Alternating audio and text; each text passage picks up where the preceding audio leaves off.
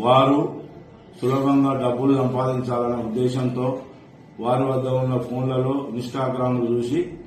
అట్టి ఇన్స్టాగ్రామ్లలో భార్యాభర్తలు కలిసి నగ్నంగా ఉన్న ఫోటోలను మరియు ఆమె నగ్నంగా ఉన్న వీడియోలను తీసి ఇన్స్టాగ్రామ్ లో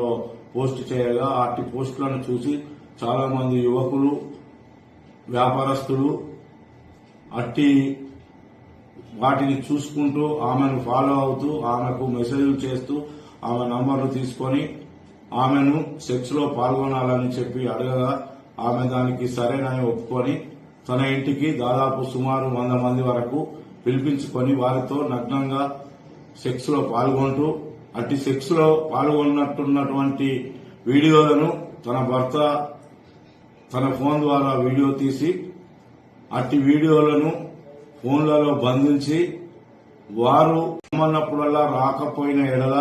వారికి అట్టి వీడియోలను చూపిస్తూ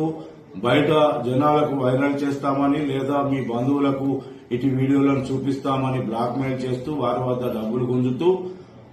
చాలా డబ్బులు సంపాదించి ఒక ఫ్లాట్ మరియు ఒక కారును కూడా కొనుక్కొని జల్సాలు చేస్తుండగా